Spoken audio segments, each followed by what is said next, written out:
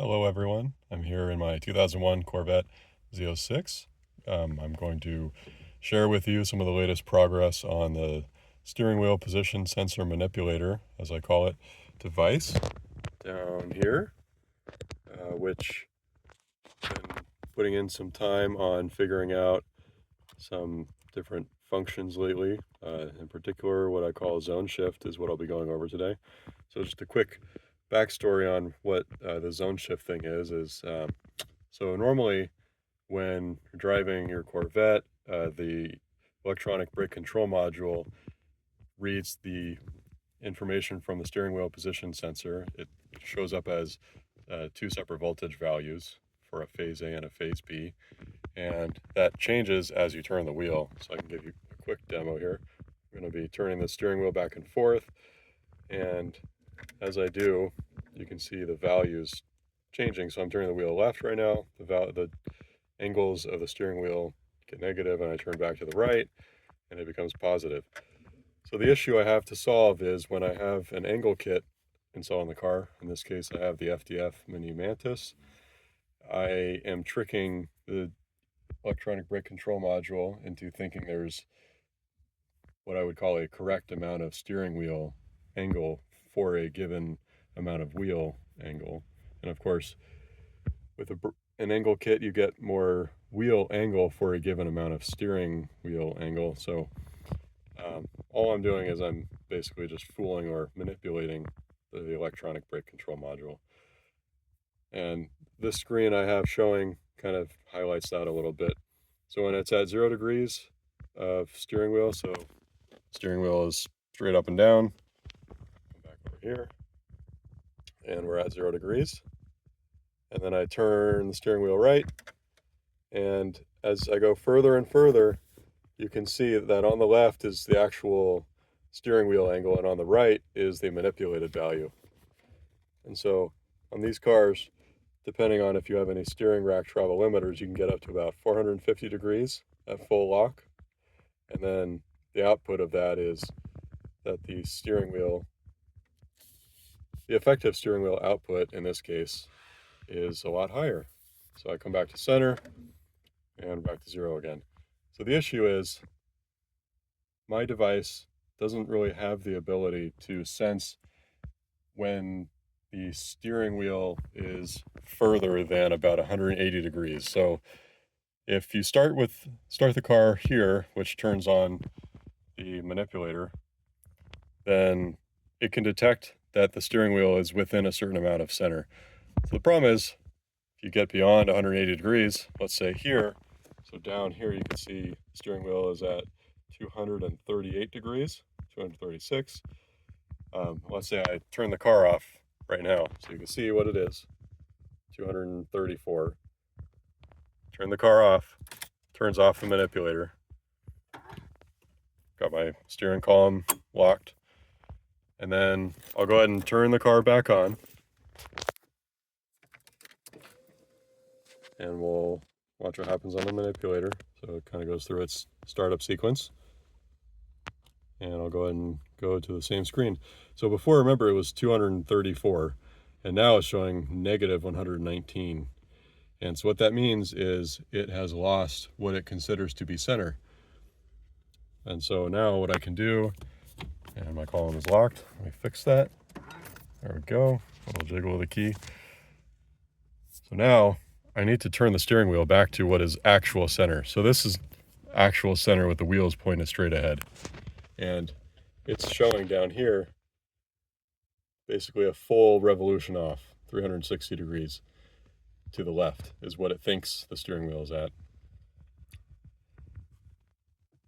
So what do? I'm driving down the road, and the values that the manipulator is putting out is wrong, obviously. This should be 0.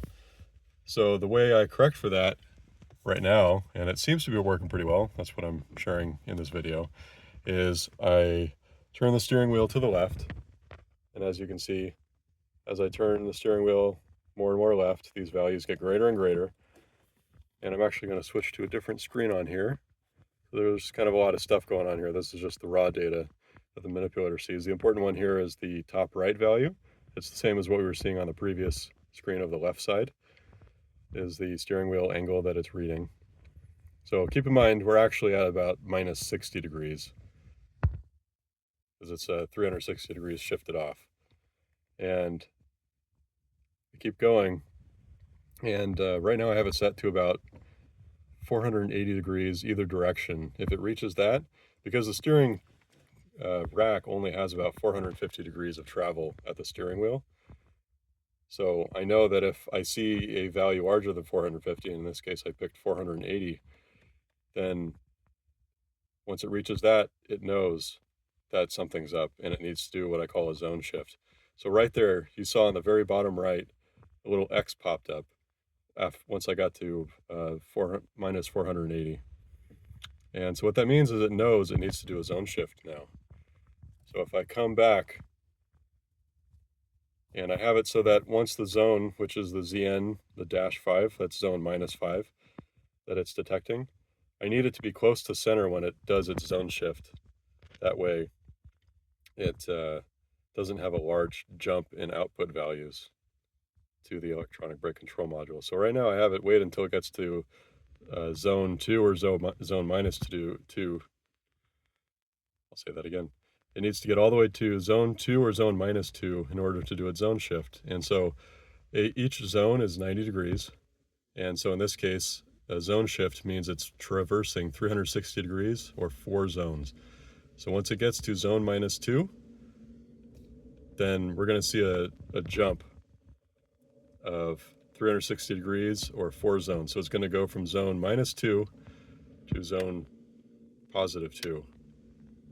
And then the angle value that it shows is going to jump as well. 300, in this case, it'll jump up positive 360 degrees when the zone shift occurs. We're getting close. I think it's at about 225 thereabouts degrees. So it should be coming right about here. And so there, you saw it jump. It went from a very negative number, minus 220 something, to positive 130 something. And then the zone at the bottom right, where it says ZN-2, jumped to zone 2, positive 2. And then the X turned into a Y. And the Y just means that the zone shift has been completed for this drive cycle. So now I'm turning the steering wheel far right.